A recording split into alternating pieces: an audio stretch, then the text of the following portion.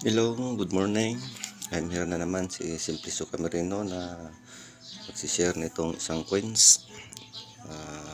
Isang coins na ano, 5 piso.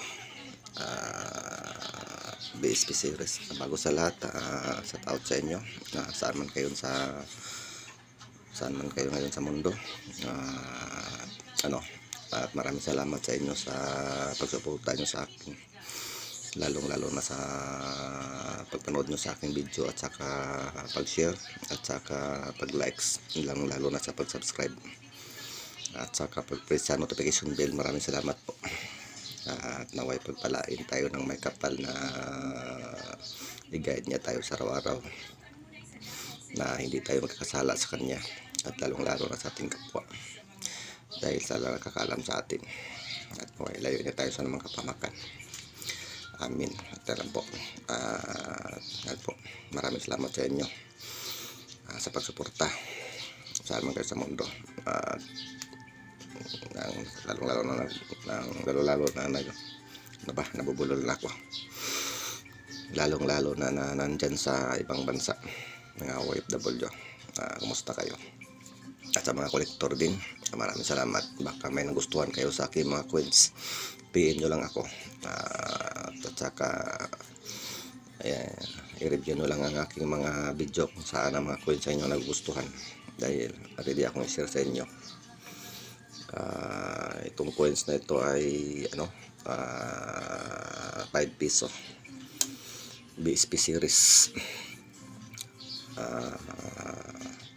Inilabas sa noong 2003.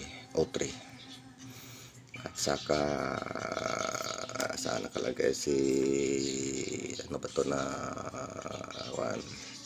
si Emilio Aguinaldo.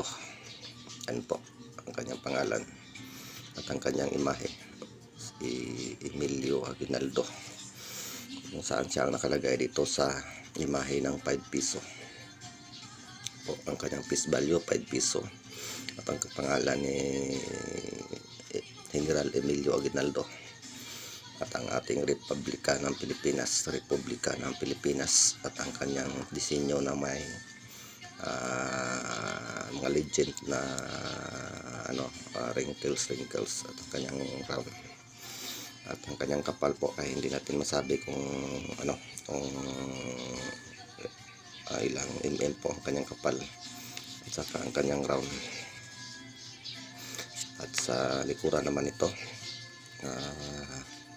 kung ano ang nakalagay, ang disenyo niya nakalagay kung kailan sa ginawa sa noong 1993 at ilabas sa noong 2003, at nakalagay po ang pangalan natin ng Bangko Sentral ng Pilipinas, ang ating gear na simbolo ng takbo ng ating ekonomiya dito sa Pilipinas, na tumatakbo siya.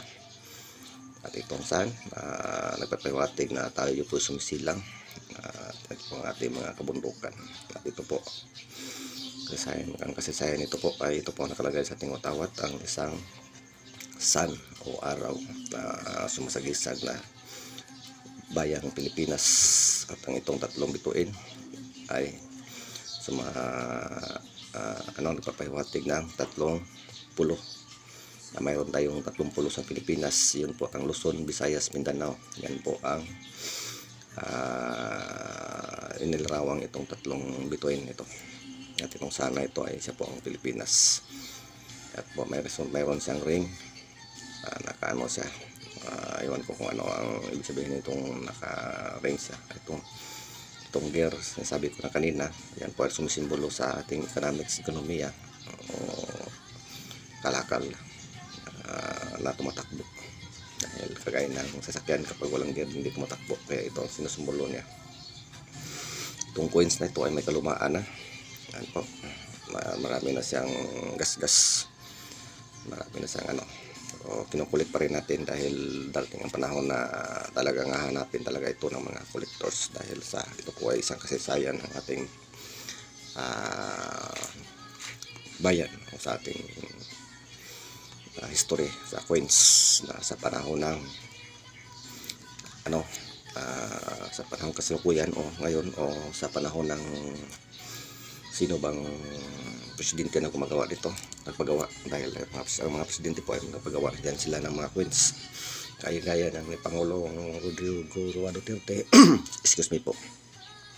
Ang kanyang coins po ay ang tinatawag na NGC, yung ginagamit natin ngayon na coins. Yun po ang NGC. Ito po ang NGC sa sa coins at saka ang sa BSP.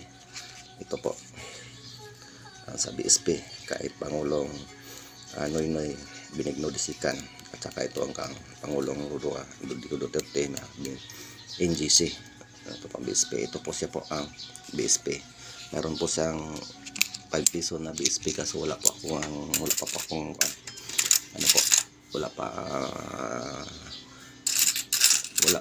meron pala dito.